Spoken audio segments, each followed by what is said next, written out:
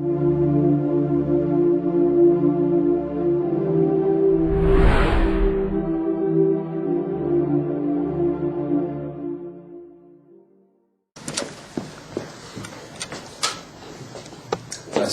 alaikum. Peace and blessings of God be upon the gathering. My name is, as you've already heard, Yusuf Chambers, and I first want to thank you guys for coming out and spending time out of your busy schedule to listen to essentially what is probably considered right now probably none of your business. So it's great that you've come out. And you're dedicating the next hour or so of your time to listen to a guy that you don't even know. And probably what I'm talking about is not me, it's the Prophet Muhammad. It's the Prophet Muhammad, it's the final messenger to mankind. And some of you will argue, no, that's not the case, because I believe Jesus is. But I'm telling you that some of the stuff I'm going to tell you now might compel you to read a lot more and to investigate a lot more than perhaps you would have thought. So the first thing is, my colleague over here, he talked about the Prophet Muhammad and don't shoot the messenger. I just want to say, just as a watch word or some advice, that what I've seen the Muslims being engaged in as a result of films and accusations thrown against that man is not the correct way about going around, burning effigies. In my book, that doesn't work. Killing people, it goes against the very ideals that the Prophet Muhammad put forward, and therefore just puts people, makes them suspicious, and obviously it's not the right way. Even if we love something or love somebody, we don't go around killing people when they defame that thing. Okay, so that's the first sort of, because a lot of people ask me, they said, is it right going out and being violent? And it isn't. It's wrong. Especially when, it comes to, somebody like the Prophet Muhammad, who, according to Islam, is guaranteed a place in paradise, and we're not. Just because we're Muslims, or Christians, or Jews, doesn't mean to say we're guaranteed a place in paradise. Not at all. So, we should all be careful about what we do, The next bit is really just to introduce myself, just very briefly. I come from nominal Catholic background. My mother, she was Catholic. My father was Catholic. That's probably why they got married together. And my father was a builder. He was from Ireland. And he came over here. He ran away from home when he was 15 years of age. Had a fight with his father. And history has this horrible habit of repeating itself, because I actually ran away from home at 15 as well. And guess what? It repeats itself again, because my son actually left home at the age of 15 just last year. So, I'm now trying to hold on to my other sons and say, don't make the same mistake as I did and he did, and so on and so forth. So, I grew up, most of my years, I was born in Woking, which is the home of the first purpose-built mosque, by the way. Nothing to do with me, because I wasn't a Muslim at that time, or I didn't know I was a Muslim. And then I moved to Bristol. I spent a lot of my time in Bristol. I was, for my sins, a Bristol City supporter. They're bottom of the championship right now. I spent most of my, those years as, does anyone remember punk rock? Who was around that era? Yeah? Put your hands up. Yeah? Really? You just aged me.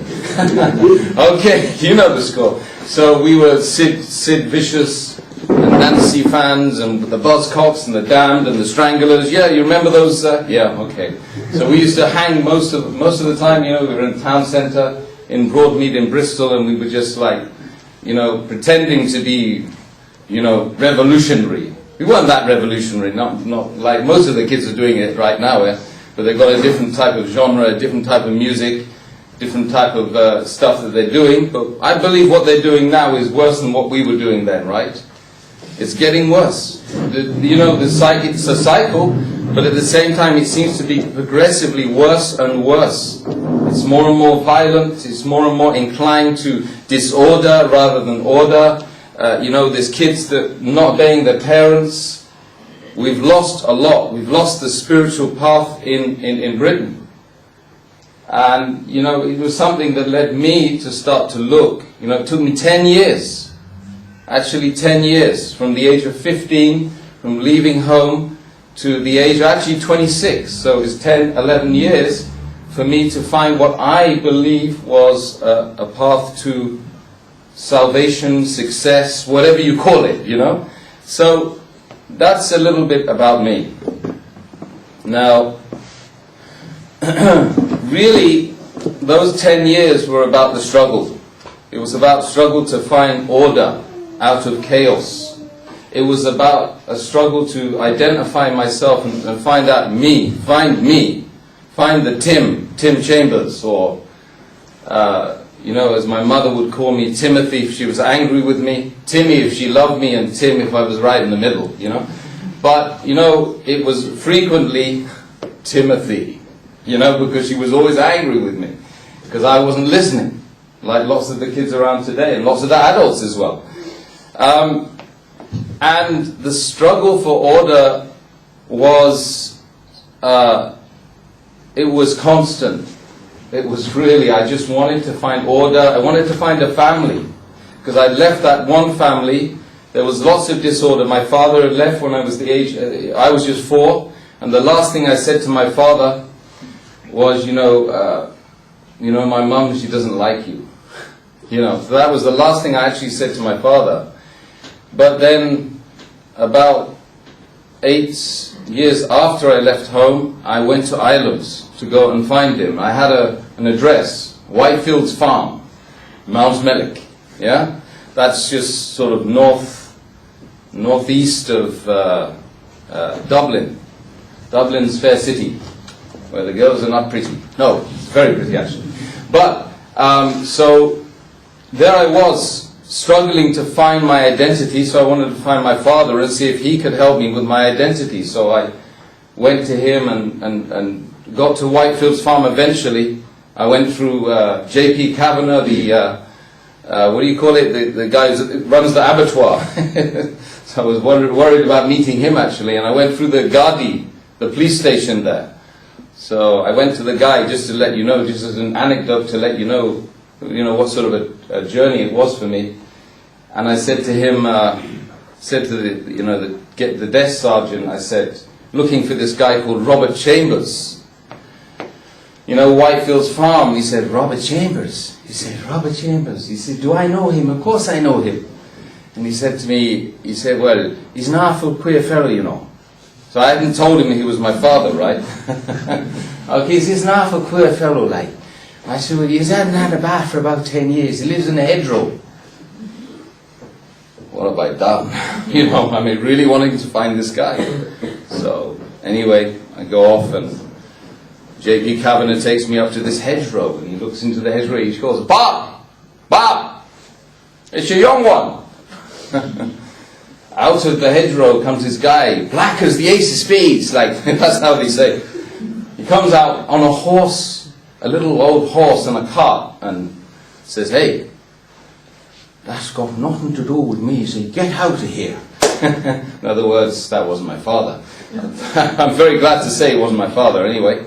So anyway, I went off and I found this Whitefields Farm, and I found my uncles, and I lived there for 2 or 3 weeks. I just stayed with them. It was the most amazing experience. I found part of my heritage. I found some of my family, and for 2 or 3 weeks I was really happy.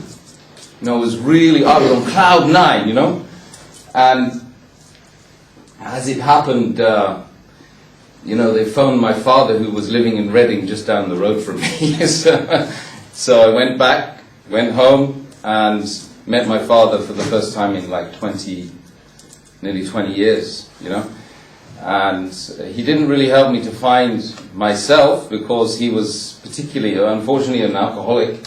Unfortunately, a lot of the Irish people that came over, when they were very young, and They become alcoholic because they didn't have anything in their lives. He just worked very hard. He never missed a day's work in his life. This is what the guy told me at his funeral. So he didn't really help me to find myself with that family, but he helped me to continue the struggle of finding order and an identity. So there's literally thousands of things that happened to me in that 10 years. I'm not going to tell you all of them, but I'm just going to say that there were defining moments in my life. You know, when I'd meet Christian preachers, I'd meet Christian priests, and I asked them, what is the purpose of life? You know, because I was always struggling to find that purpose and that identity, like I said. So I would ask, one of them I asked, you know, I'm crying within, because I'm saying, look, this beautiful universe, this massive human family, this is my family that I'm with. Most of them I'm not connected with, I don't understand them, they don't understand me, we're not talking, we're not engaging with each other. But we're sharing a journey. So why we're not talking to each other? So I used to get frustrated by it. So I started reading a lot of philosophy. And one of the philosophers started leading me towards a Christian path. So I went and I asked him, what's the purpose of life, this particular priest? He said, I haven't got time. Can you come back on Monday? So I waited 3 days. I went back and I knocked on the door, and he was too busy to answer. He was answering the phone and he was doing this and doing that. And eventually he answered the question. He said, you know, if you want to know the purpose of life, you have to do a theology degree. I said, what? I said, you made me wait 3 days, and now you're going to make me wait 3 to 4 years, because Trinity Dublin was saying 4 years for a theology degree. I'd already checked that path out. So I said, you know what? I don't think I want to do theology. I just want the answer. Just give me the answer. He said, I can't really help you. He said, you see, the church across the road, it was a massive church. It was built on the same specifications, he said, as Noah's Ark. That was big. So he said to me, you know, I opened the door in the morning, I let the people in. He said, in the evening, I turf them out and I close the door, and that's my job. You see? That's all. I can't help you. So this was the priest. So this is a defining moment in my life. I was really I was at the end of the search then, because I was saying, look, if this guy can't help me, and we're living in a Christian country, we're living with, you know, Christian ideals, and our religion, is Christianity. But let me tell you something. You know, Christianity and Judaism and Islam are the same thing, really, right? Because if you think about it, Jesus, he doesn't come from Rotherham. And neither does Muhammad. He doesn't come from Rotherham. They all come from the Middle East. You see? So it's just as, Christianity is just as alien to this country as Islam is. You see? In that sense. But we're a Christian country. Anyway, so I went on and I became a Buddhist. Because I studied Buddhism, and it looked so cool, and I didn't need to change anything in my life. I could do exactly what I wanted. Yeah? So when I became Muslim, one of the Buddhists said, why don't you just become Buddhist, man? You don't need to do anything. You know, he said, that's exactly the point of why I didn't become a Buddhist for that long, you know. So I was a Buddhist for 3 months. I was doing my meditation. I was being a good boy, and I stopped eating meat, and I started drinking a lot of herbal tea, and, just trying to be very good, whatever that was. Whatever I felt inside that was good, I did, you know. So we know the 10 Commandments of Moses, peace be upon him. We know that, be good to your neighbor, don't kill, don't covet another man's wealth. You know, all of these things that are inbuilt within us. We've got that like hard drive. In the hard drive, the operating system tells us you can do certain things and you can't do certain things. That's how I gauge, and that's what human beings do. Every single human being has within them that inbuilt, what the Arabs call fitra. You know, it's called, it's like a seed of knowledge that everyone shares. We all got it, and we're all on the same journey. So there I went and I struggled to try and, find it, and there I'm sitting in front of this Buddhist, like the guru. He's like a white man like me as well, so it helps to engage with him. And he says, I said to him, look, what's the purpose of life? He said, he said he started making the herbal tea and stirring the cup of tea, and he has his back turned to me. He turned around and he said, to contemplate the supreme great nothingness. I said, what? Oh no, I just waited 3 months. I said, wow. I'm sorry if there's any Buddhists in the room, but I mean, this is my own personal experience, right? So I said, you telling me that something supreme can be nothing and nothing can be supreme? That's like saying that something comes out of nothing, or nothing is something. I said, that doesn't make sense to me. So he gave me the Golden Sutras. He gave me this book called the Golden Sutras. So I started reading. I couldn't get past page number 2, because it was so confusing. I said, if it's confusing to me, it has to be confusing to other people, therefore it can't be a universal truth. So leave it. So I threw it away and I left the center, but I continued to do my meditation. Okay. So there's thousands of these things. I was reading Gandhi. I was reading Tolstoy. Tolstoy, I just read recently the other day that it's quite likely that he actually became a Muslim before he died. Tolstoy. Gandhi was affected greatly by Muslims as well in India. Okay, there's lots and lots of things that we don't know. We don't read anymore. We don't look into ourselves. We don't talk. We don't communicate. And this is why it's so great to have this type of event, and just away from all the media, BBC and Channel 4 and the Sun and the Star and all of this media hype, just for us to engage one-on-one or one-on-30 is an excellent thing, and we should be doing it more. So anyway, that's it. I got to the point when, after having read so much stuff, I started to rationalize myself. I said, look, there has to be a God. God has to exist, otherwise it wouldn't be here. And I'll use the analogy, it's like the analogy of a race around the track, you see? It has a starting point and it has an ending point. And that's the same point, right? Where you come in is where you go, So, the start of the race, you've got to have a guy with a starting pistol. Okay, and only he knows when things start, so he shoots, okay? And then the race goes on, and then he records the times, and he gives the medals out, or some of the people, they get, demoted, or they get, maybe they've been taking banned drugs, you see? So they get thrown out of the race. Some of them, they drop the baton on the way, and they'll go outside the lane, or, they start too early. Full stop. So with this life, I figured that just like the guy who's shooting, there should be something before the race begins, before the life begins, there needs to be something. And something never comes out of nothing. Nothing doesn't come out of something. There has to be something before there's something. So I rationalized myself that therefore there is a God, but I don't know what the nature of this God is. A creator, an uncaused cause, a first prime mover, one that does not rely upon the likes of human beings or the created things in order to do stuff. So the guy who shoots the starting pistol, it's like that.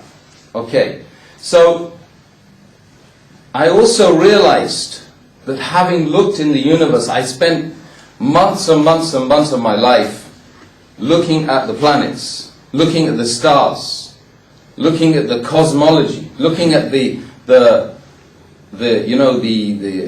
macro, looking at the night side, the night sky, and I was fascinated by it, and it really freaked me out actually.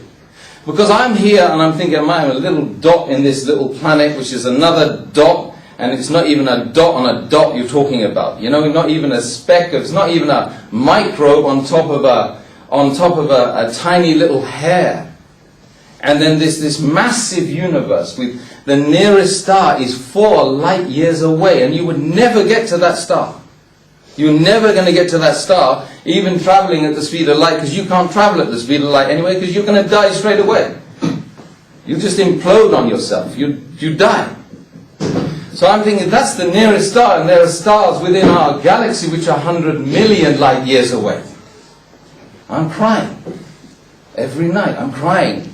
I'm looking out the window and I'm just saying, no way. There has to be a purpose. There has to be a reason. I haven't been put here just for mere play and amusement. Life is not just a game. There's a game plan. There's order. There's structures. Just think about, if you move one planet by 1 mile across there, everything falls apart. If you move the ozone layer, we frazzle or we freeze. If you just get rid of the trees, you see, just get rid of the trees, then the whole of mankind dies and everything frazzles and finishes. There will be no life on the planet. You think about our own star, our own sun, which is a middle-aged star. It's going to die soon. Although in terms of cosmology, it's 40 and it's got another 40 years to live. So these are all these things that I'm thinking, and I'm crying every night, searching within myself. And it's important that you know that, so that we should open up with each other, and we should talk to each other, and be real with each other. You know, and the kids, they say now, back in life, they say, real talks, man. Real talks, get me. Let's not just hide anything anymore. And you know, if you've got questions about what I believe in, I should be able to answer them. If I can't, I need to go to someone who can answer them. If I can't answer them, I need to question my own faith. I need to have rational, good reasons to believe what I'm believing, and it should be scientifically proven. So, for example, we understand the prevalent view of the universe is that it did have a beginning. It wasn't always here. There's 3 possibilities, right? Number 1, either it was always here. Number 2, it was created by something, you know, so, for example, it had a beginning like it had the guy with the starting pistol, okay? Or it was always here, which means it's infinitely here, and if it's got an infinite past, that means it's not got any future. So it can't be, because if it's constantly going back into in history, then it can't have a future. That means we're not here. So it's impossible, that, right? So, or it created itself. You know? Oh, right. Yeah, just like everything creates itself in the world, you know? I mean, see things spontaneously. I mean, your mother gave birth to herself. You know, right? It doesn't happen. And we know things don't just miraculously appear in this empirical, you know, observable, feely, touchy, smell world we live in. You know? So I said to myself, no way. There is a beginning and there is a God, and that God, He is amazingly powerful. It has to be very intelligent. It has to be a personal relationship with human beings. He has to be reaching out to them, and He has to have created us just like He created the tree to provide oxygen. Like He created the tree for fruits and for shade and for fertilization of the world and to create and to, you know, photosynthesis. You know, and all of these myriad of different results just for one tree, and we're saying that a human doesn't have a purpose. That's ridiculous. Everything has a purpose, and therefore a human has a purpose. I was thinking, what am I doing here? So I go around asking people. No one could give me the answer. Everyone was stuffed up about it. They say, look, there's 2 things we don't talk about. One is religion and the other is politics. Right? In fact, a police officer told me that the other day in Leicester. You know, he said the exact words. And I actually told him, I said, there's 2 things you don't talk about. He said, yeah, you're right. official capacity. So, after having rationalized that this is an intelligent, amazing force, I started to think, well, if that's true, why is it that all these people around me, they're not thinking the way I'm thinking? Why are they not asking the same questions? Why are they not crying at night? Why are they not, and I'm on this shared journey, right? I'm running in the same, I'm in the same train as them. I'm in the same, on the platform waiting for the train. I'm getting in the train with them. And we're not talking to each other, because in British people we don't talk to each other, right? The only time we talk is when the guy has died next door. This is the reality of living in the cities, by the way. Not so much Loughborough, right? Loughborough's probably a bit cooler. Probably you're knocking on the door every week. But back in the days, we used to, of course, I remember we used to have good relations with our neighbours. We used to talk to our neighbours. We used to try and help each other. Didn't always work out, but we tried. Nowadays, it's lost. So, this is something that we need to address with each other. And the neighbour, the whole thing about being shared travelers and talking helps us to lessen differences, and to have dialogue is better than, you hear it from the third party, don't you? And the third party is our biggest enemy is currently the media system. It is currently the media system, no doubt. No doubt, because when you actually engage with every single human being one-on-one, you'll find that, these guys were saying I'm a radical hate preacher. So I sat down with them and said, come and sit down with me. See if I'm a radical hate preacher. So I sat down with them, okay, in York University. You can check it out on YouTube, on Google. Yeah? And he said, yeah, you believe this and you believe that, and this means you're a hate preacher. I said, really? I said, well, I didn't say that. He said, yeah, you did. I said, I didn't say that at all. So I talked to him, smiled, laughed with him. He was gay, right? Okay? So, I rationalized with him a bit. And you know what he did after the meeting? He wrote down in his blog, the smiling face of extremism, Yusuf Chambers. I said, you can't win.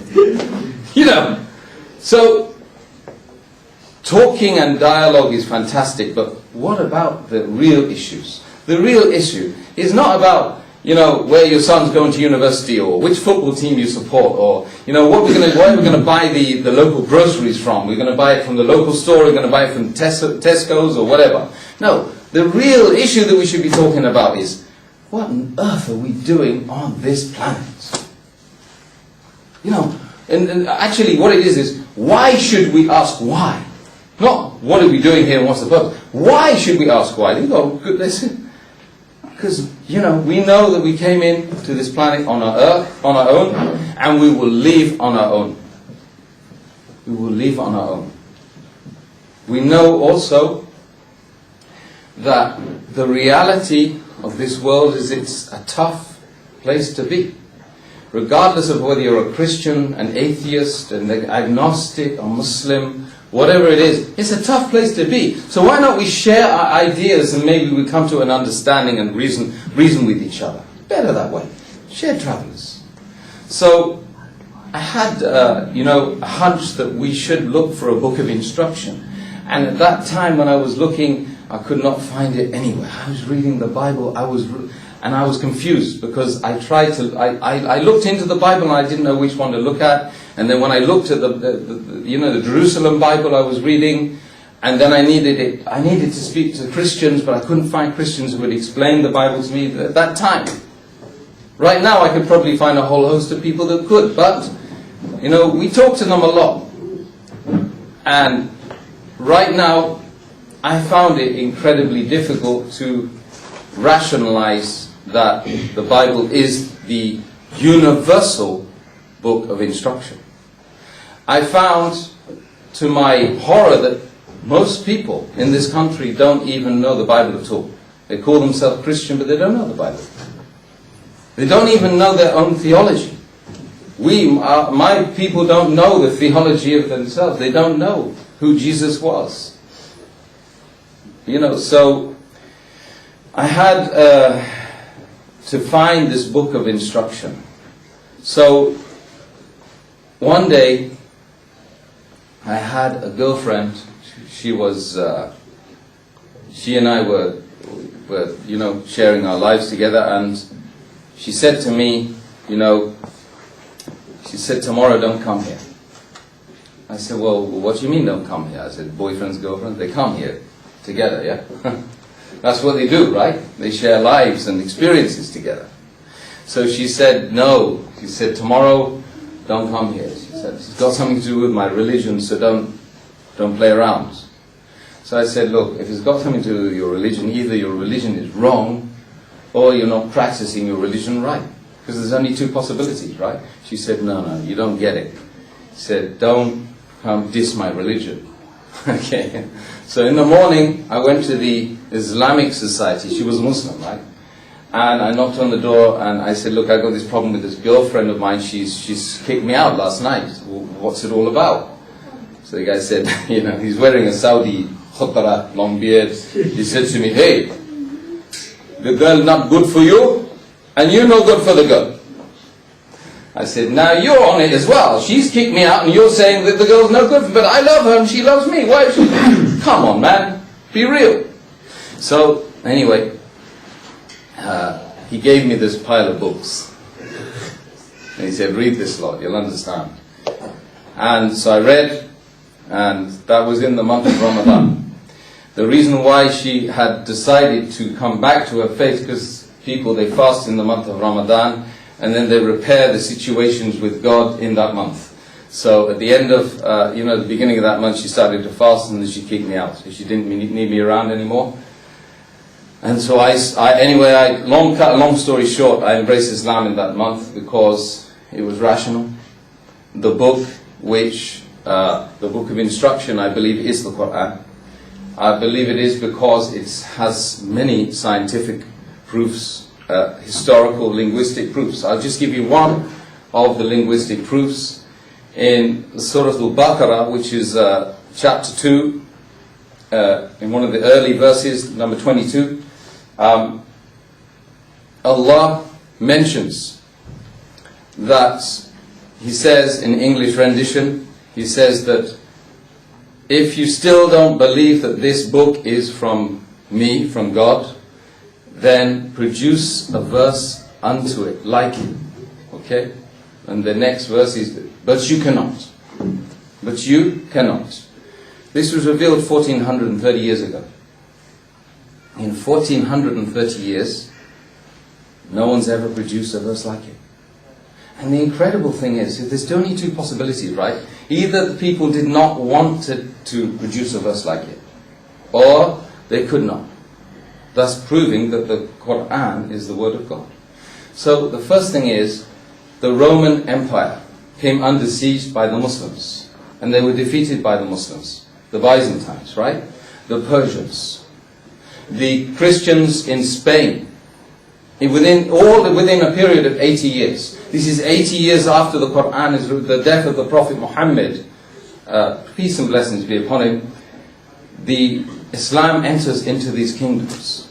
In 711, Spain, India, Iraq, Turkey, a little bit later on, all of these places, Russia, the whole of the civilized world, with no jumbo jets, with no bombers, with no telecommunication systems, with no satellite technology, with no internet, with no smartphones, with nothing.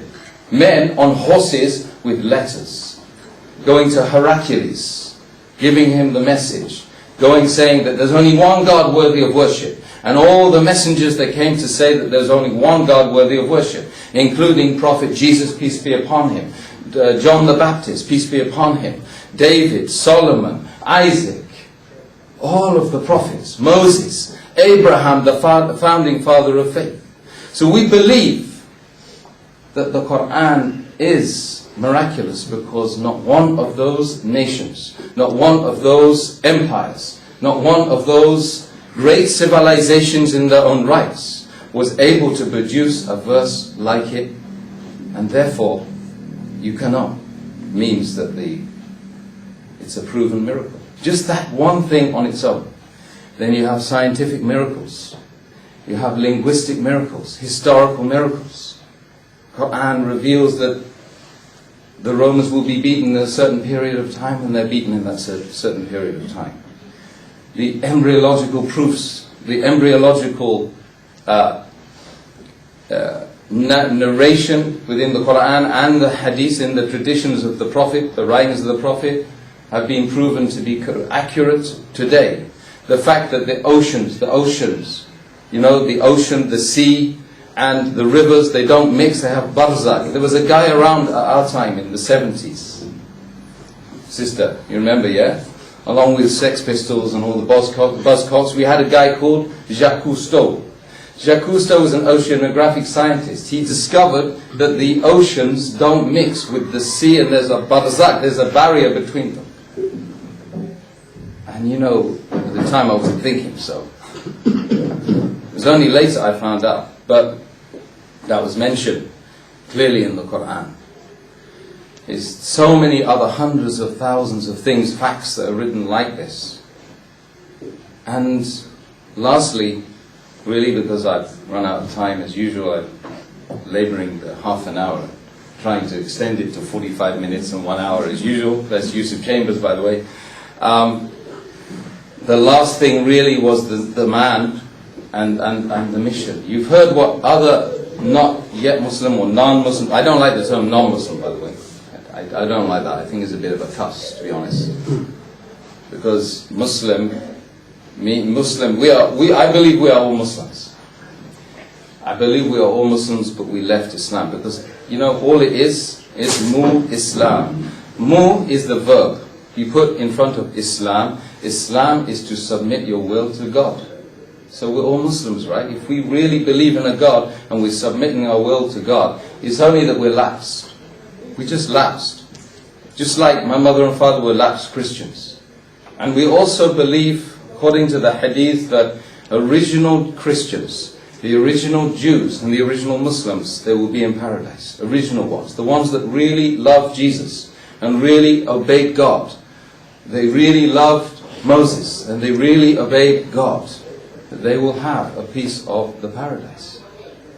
But the reality is, if we have something which has been presented to us, which is cogent, tangible, rational, reasonable, scientifically provable, you know, it's an external revelation and not an internal revelation, then we should listen to that, and we should, as fellow travelers of one another, as British brothers and sisters, we should talk to each other, and we should try to find, you know, a beautiful way that we can all share. Cut out the media hype and just come together and let's talk. Jazakallah khair. Thank you very much for listening, and that's it. يا مكة بثي الأنسام فضيوفك أهدوك وئاما ورياض